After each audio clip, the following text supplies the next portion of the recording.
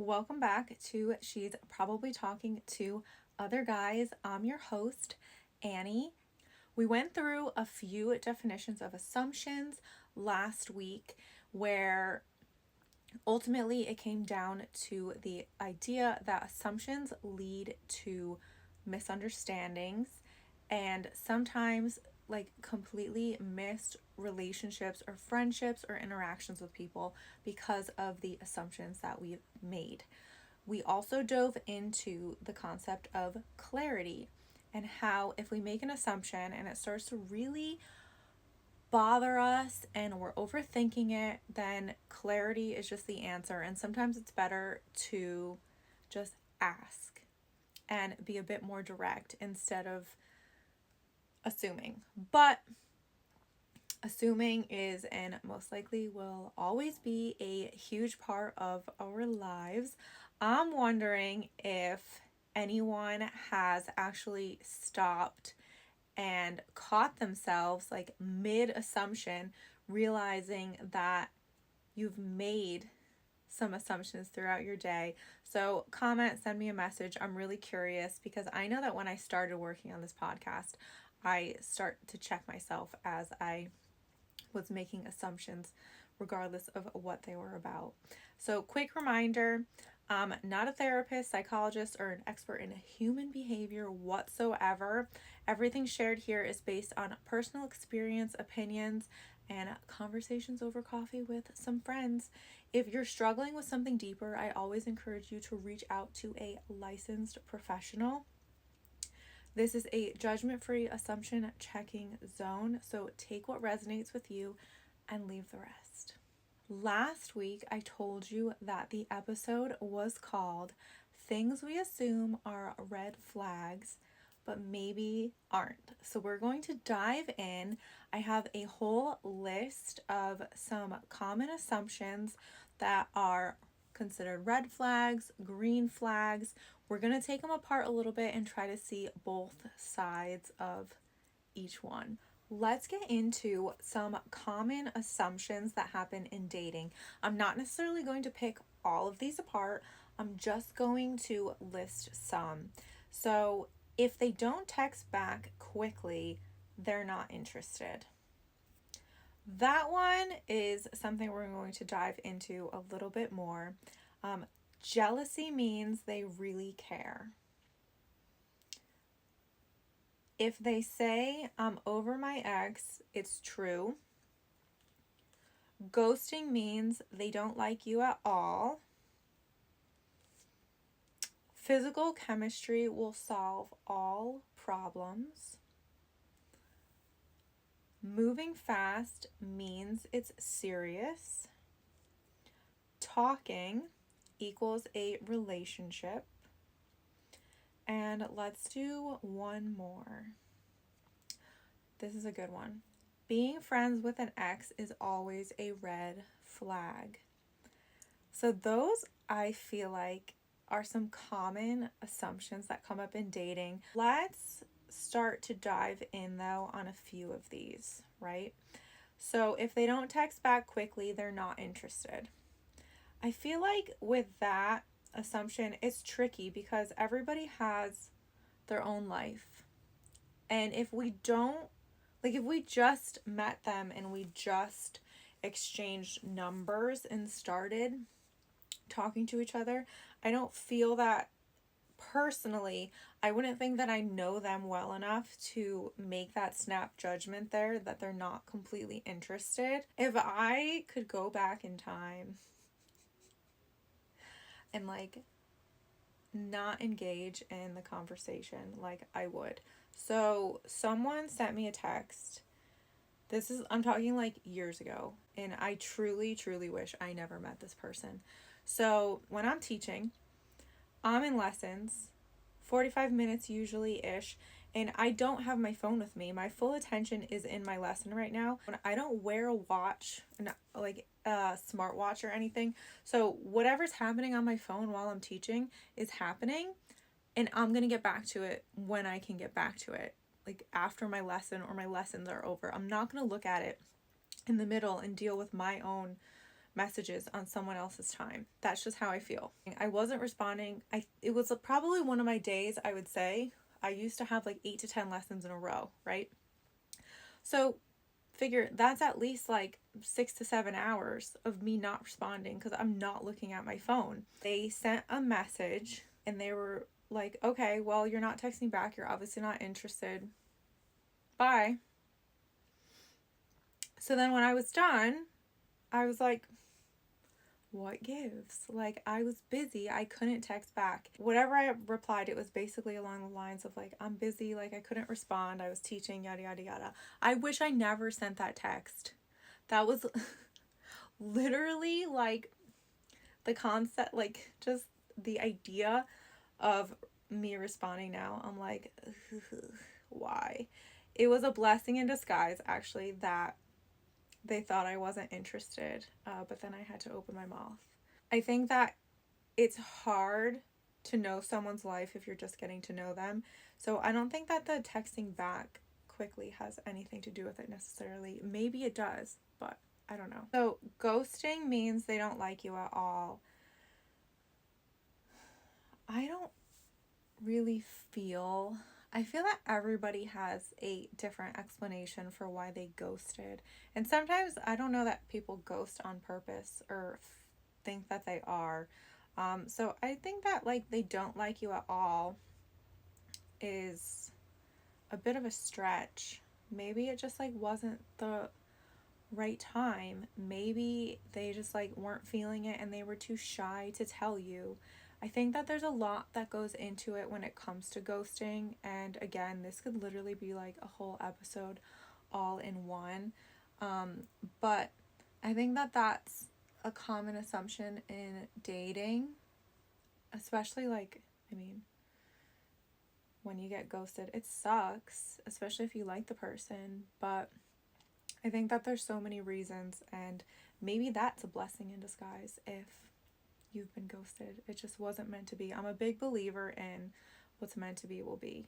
Talking equals a relationship. I think that that's like a hard line there because obviously, like, you don't want to feel like you're competing with other people, right?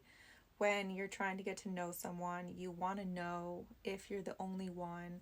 I think that there's like, I mean, maybe some people thrive on competition, but I'm someone where like I don't want to be like having you sit there and decide like between a bunch of people. That's not my thing. But at the same time, I think understanding that talking to someone and getting to know someone doesn't mean that you're the only one like forever during that talking period. I think that it's still like exploring. That's a hard one because I feel like there's a line and everybody has like their own stance on where that is. But like I'm not going to be in competition with people to like try to get someone's attention. Not my vibe. This segment is called the Red Flag Hall of Fame. We are going to discuss some common red flags, some assumptions that are made based on red flags, and maybe how some of them can actually be turned into a green flag, because I think that, again, back to the word clarity, we can easily, well, not necessarily easily, but with some bravery, we can ask a direct question and try to get a direct answer. So let's do some common red flags that can be found in a potential partner or a partner. So ghosting or disappearing without explanation, constantly disrespecting your boundaries, excessive jealousy or possessiveness, avoiding important conversations, or lying or being secretive.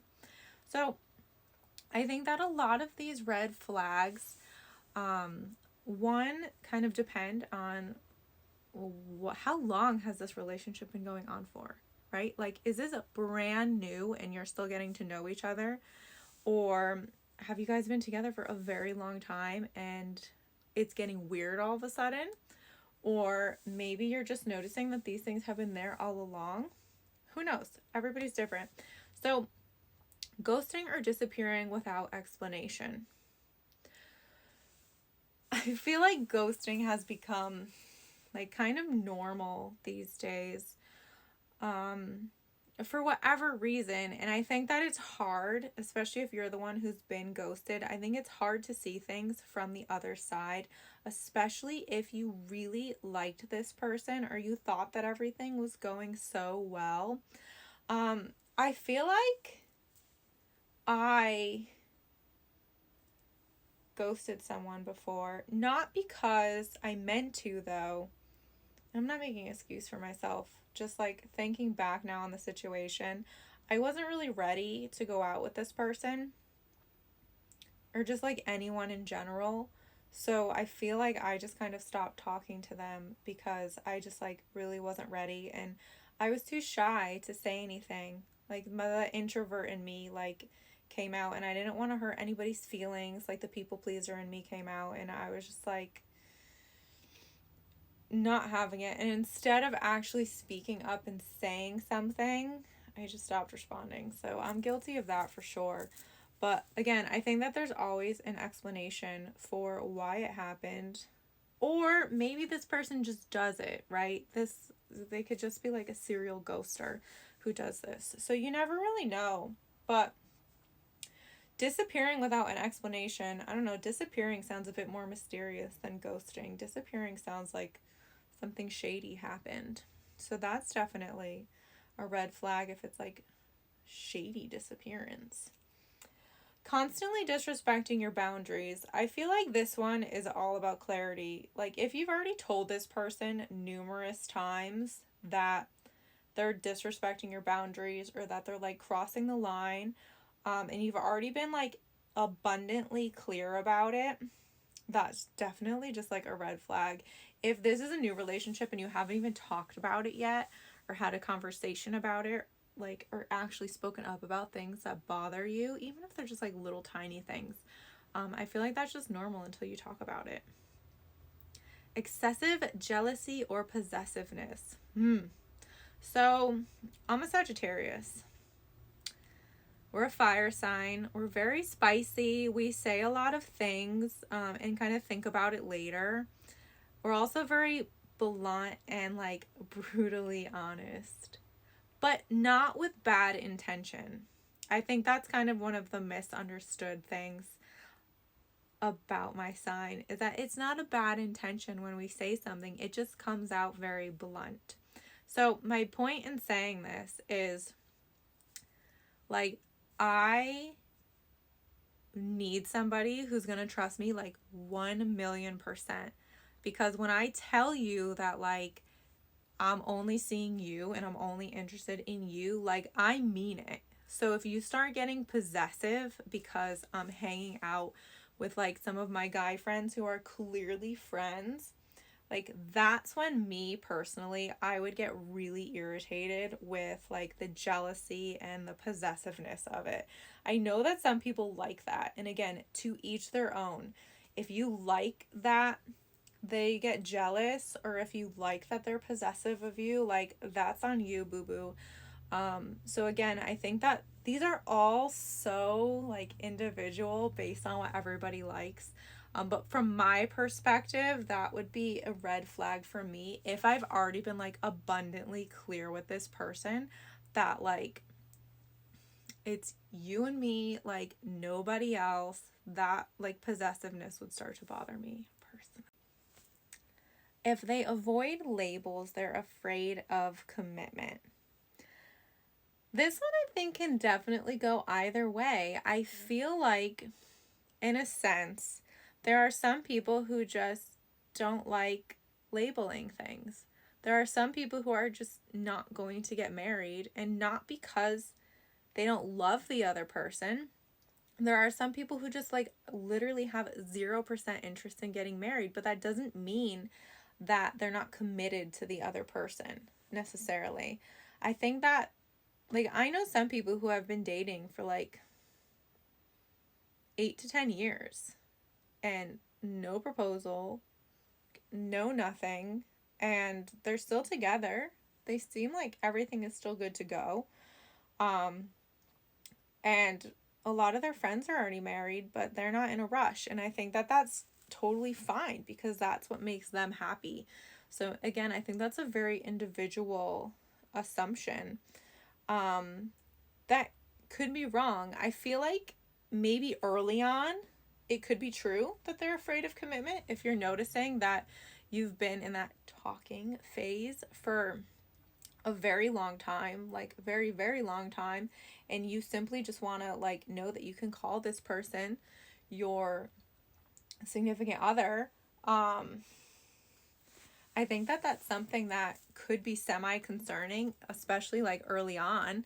I mean, if they don't even want to be known as your boyfriend or your girlfriend, that could be a red flag that stays a red flag. But I think that the more you get to know someone, if you're already dating, right, and you've been together for a really long time, I don't know that like people are necessarily afraid of commitment. I mean, commitment is a lot, especially depending on what the commitment is. I mean, like a commitment for a job, a relationship, like they're all different depending on what it entails. But I think that it's definitely something that could be a green flag, because I don't think it's necessarily going to mean at the end of the day that they're afraid of commitment or they don't want to be with you. I think that you could still definitely be with someone as long as you're okay with that, though. Like, you have to be okay with something like that. If they're slow to open up, they're hiding something. I think that this one can be really tricky. I don't necessarily immediately think that someone's hiding something. Being someone who's like an introverted extrovert, like now I will blah blah blah blah blah blah blah, because I'm alone and I'm like in my element and I'm like completely in a situation where I feel like I can be 100% me, right? When I'm with my best friends or when I'm with my best friend's family, I am like an unhinged party animal. Because, and that's like, I don't drink, just it's a personal choice. I don't drink alcohol. That's me being sober. I am like wild. I am loud. I am crazy. We are talking about like all kinds of subjects. We are getting in heated, fun debates about things, playing games, dancing, all kinds of things. And it's just because these are people that make me feel really good. And these are people who I know love me like unconditionally. So if I'm slow at opening up, it's because I know I'm a lot and I'm nervous. Like, it makes me feel so vulnerable to try to open up to someone, especially someone new. And if they're shy as well, it's hard for me. And it takes me a while, like, to even muster up the courage just to say, hi, how are you? But it doesn't mean that I'm hiding something.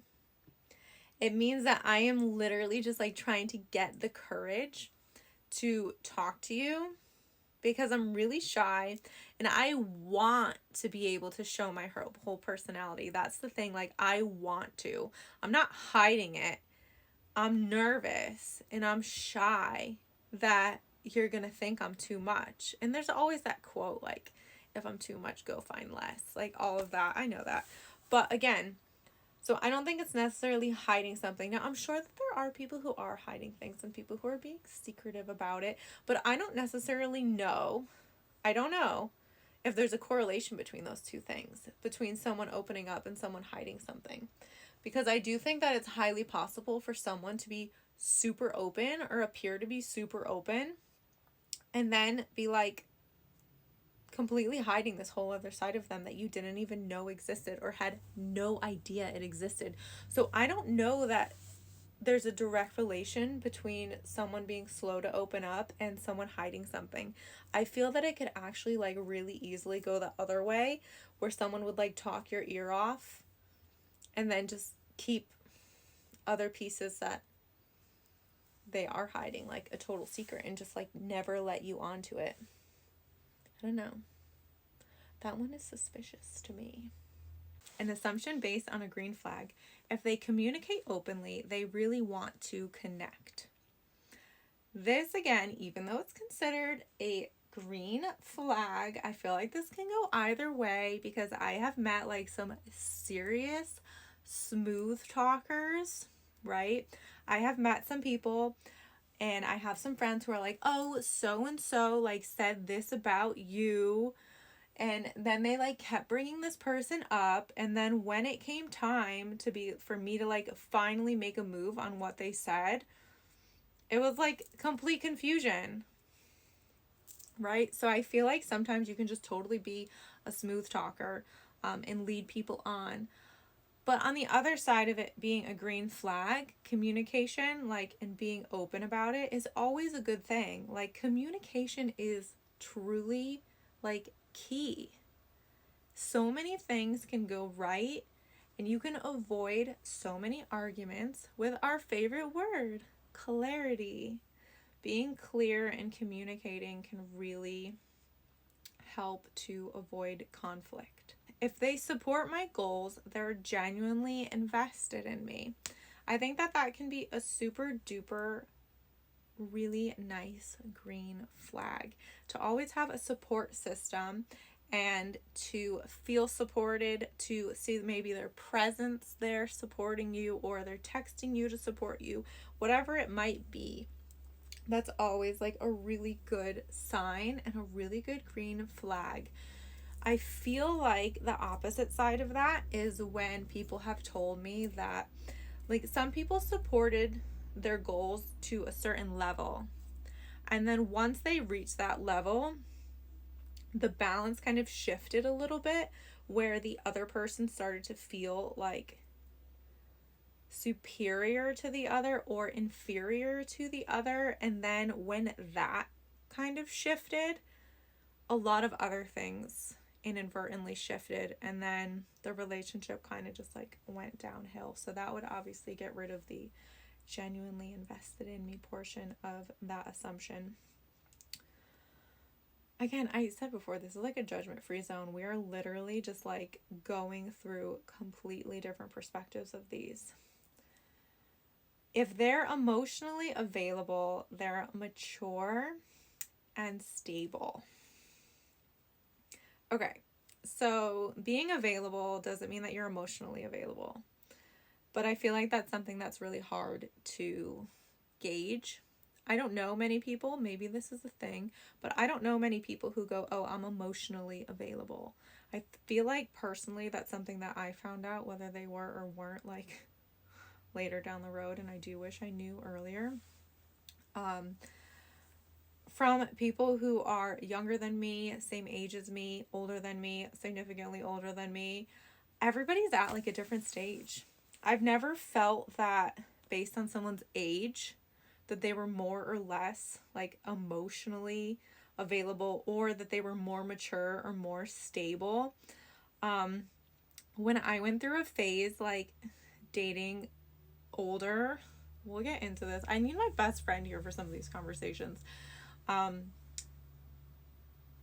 They were not mature and they were not stable, like whatsoever. Now, don't get me wrong. I'm sure that there are plenty of fish in the sea who are, but I did not attract those fish. They were not mature, not stable, and definitely not emotionally available. So for me, like, age is just a number in a sense.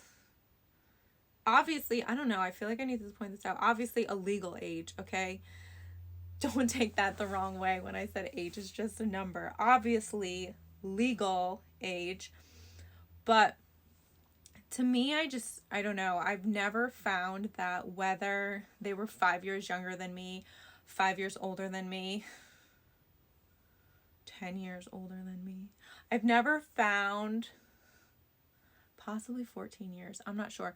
I've never found that they were any more emotionally available, mature, or stable. It's like all across the board. So assumptions based on green flags, I would like give that a hard pass for sure. If they make me feel safe, I can trust them. That's like a really sweet assumption. I think that that's really sweet. I do think that there are a lot of people who can make you feel safe, 100%.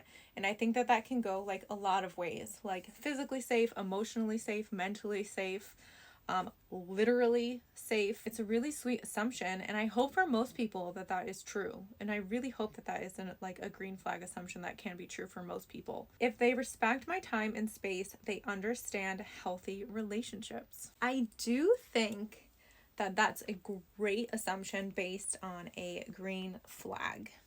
I do. Because a healthy relationship is like the goal for most people, right? Again, to each their own. But having like someone who respects your time, they respect your space, that's amazing. I love that. They understand healthy relationships. I feel like, again, everybody's definition of a healthy relationship is different. Everybody wants a certain amount of time, a certain amount of space. It could definitely like go the wrong way in the sense of maybe then they start respecting it too much and now all of a sudden you don't really get to spend that much time with them. But again, I feel like that's more of a conversation that needs to be had for the clarity, that word again, of what's actually going on, right? So like if they're respecting your time and your space and then they think maybe that you want more but you don't, then you just have to have like a conversation with it about it. But that overall sounds like a good assumption to make based on a green flag. But understanding a healthy relationship, again, there's so many layers to it. I know we've been going back and forth with like what's a red, what's a green, and kind of seeing both sides of them. If they want alone time, they might not be into me. I think alone time, in my opinion, is always great.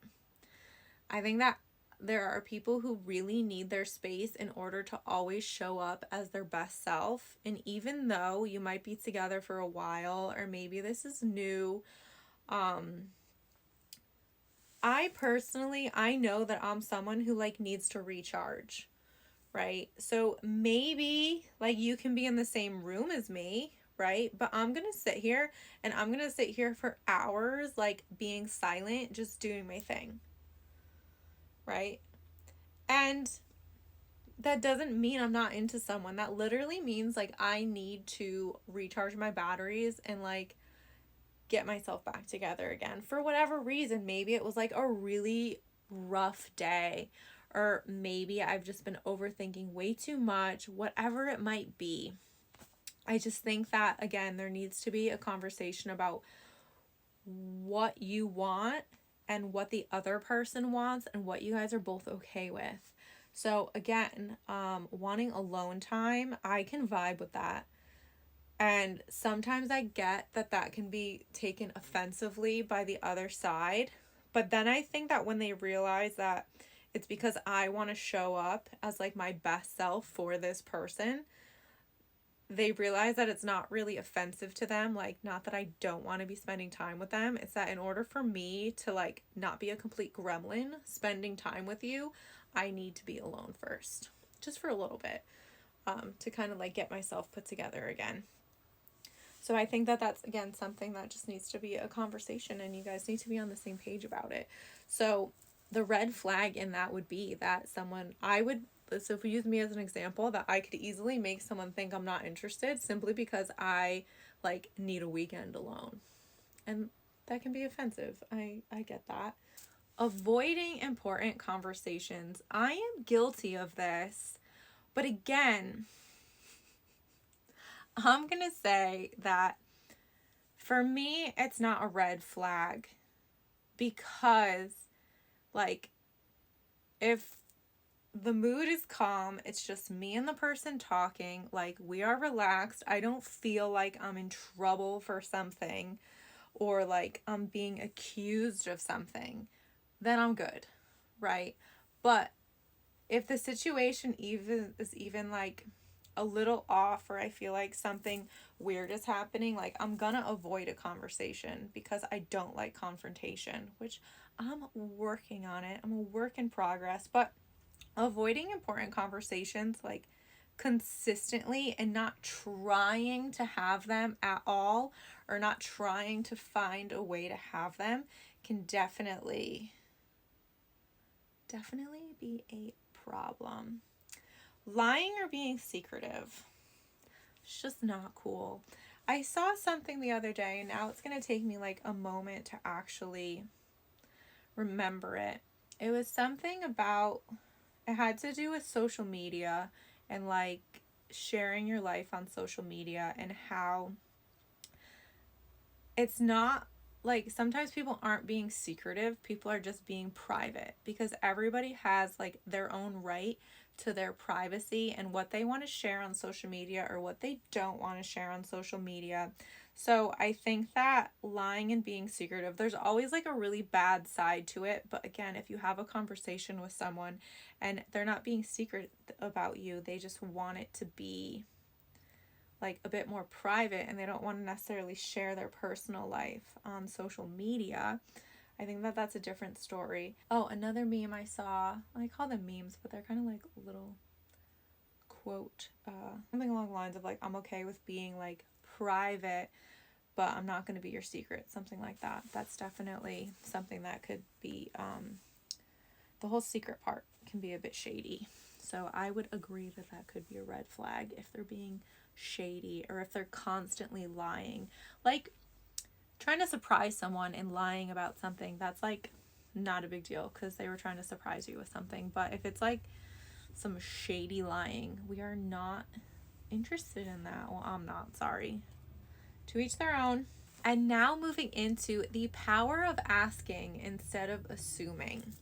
So you can be seen as like incredibly direct. Maybe some people will think it's like too overpowering. But again, if you want to know, like an example, hey, are you bad at texting, or are you just not into this, right? You're going to find out. I mean, hopefully they tell you the truth, but you're going to find out, because either they're going to get better at texting, or at least now you know they're bad at texting, so you know that you shouldn't necessarily expect a response right away. My best friend is terrible at texting. Terrible. Like, this girl could lose her phone in a ditch for 3 weeks and she wouldn't care. There have been numerous times I have reached out to her siblings because I want to know that she's okay. All right? Like, she is just bad at texting, and I love her to pieces. She is like my soul sister. I love her. And there are times when, like, I've gone through a breakup, she is there 24/7. There are times when I'm going through something that's like really hard for me, and she is there 24/7. But most of the time she is MIA, and I am just fingers crossed hoping for the best that she is thriving in whatever the heck she is currently doing. But again, like, for that, I know with her to expect like a turnaround of a long time before I get a response, right? Sometimes I forget what we were talking about by the time she responds. But it's sometimes as simple as asking that, like, you just not into this? Because if they're not, just let it go and move on, right? So that way you get your answer and you don't have to wonder what's going on. And is it you? Is it something you said? Like, you don't want to sit there and stress yourself out with that, do you? I don't know. Maybe you do. I don't. So we're going to ask instead of assuming. I'm going to throw YOLO out there for you for a little bit. You only live once, so you can wonder what's going on. You can make assumptions about what's going on, or you can find out if you ask. Now, keep in mind, I know asking is not always easy. I know. Trust me. I know. I'm going to share a personal experience. I still want to do a whole episode based on this entire experience, but I'm going to pull a little bit into it now. So, I don't even know how long ago it was, because it was literally like, if you're watching the video, you can see how big my smile is. I got to spend the weekend with the Sports Illustrated swimsuit team, which was absolutely amazing. I felt like, being a shy person and being more of an introvert, I felt like it was a moment for me where I made friends very quickly. I opened up much faster than I ever usually would. So for me, it was like a whole learning experience as well. So again, I'm going to try to get to the point, and then I'll save the rest of this for later. I was in the audience of a live podcast taping, and Xandra was there. I believe Brooks Nader was there. I'd have to rewatch the video and actually go through my photos to be 100% certain. But I know Xandra was there, and I know that Brooks was there for sure. So the question was basically like, it was a little game called Sink or Swim, where sink, like no way, swim, yes way. So they asked about like something along the lines of how quickly you would like open up on a first date, or if you would just kind of like lay it all out there, say exactly what you're looking for, or if you would keep it a bit more like under wraps for a little bit longer until you got to know this person, right? And Xandra was, and I'm just quoting this from memory, this is may not be exactly the question, or it's definitely not the exact question or the exact answers, but Xandra was the only person who said that she would just lay it all out on the table. And I have to say that I actually like am in the phase where I 100% like would agree, and I would put my paddle up to swim with Xandra, because for me, I just feel like there's been so many misunderstandings and just so many silly things that have happened in previous relationships, where I would want to like kind of lay it all out, like I can't talk, lay it all out on the table. So for me, I feel like the clarity helps me as an overthinker. Now again, I would be slightly hesitant in like the reaction of someone like receiving what I'm saying, like just being like, I'm gonna put it all out there, okay, like you tell me, like yay or nay kind of thing. But again, at the end of the day, I think it has to go with, is this your person or not? Because if they are, then they should in theory respond well to you just laying it all out on the table. So I thought that was really interesting that she was the only person who would kind of lay it all out there. Like I totally would at this point.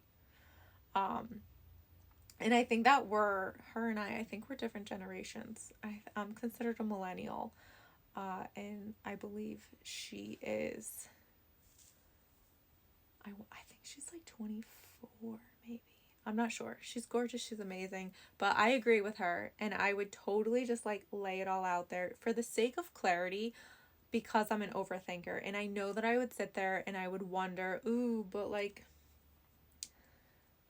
when it comes time for this person to join me at my best friend's house and see how like absolutely unhinged I can be with my people, are they still going to be there? Right? And be like, that's my girl.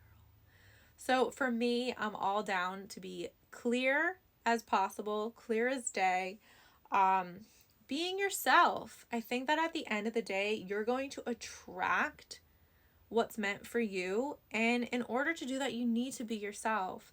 And it's hard because of whether you're nervous or you want to fit in.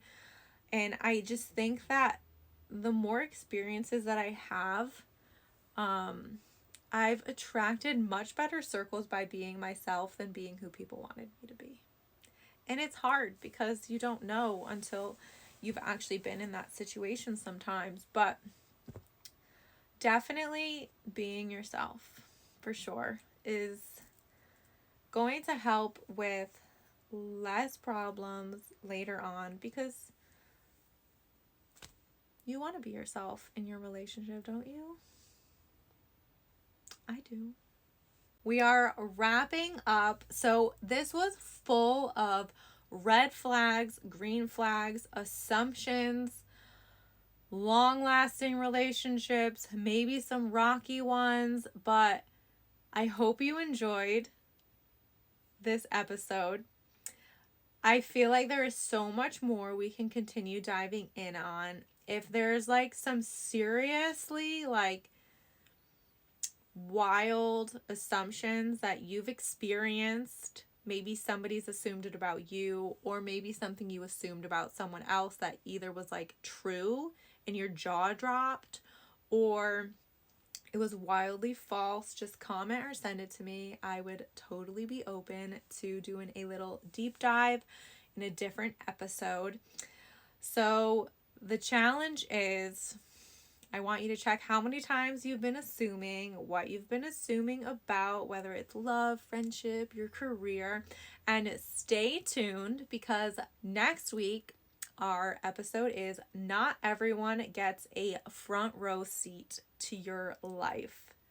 I'm really, here's the word again, excited about this one. So stay tuned because we're going to have a lot of fun with this topic, and I'm so excited for you to be on this journey with me. Follow, subscribe. Let's keep it going. Thank you for tuning in.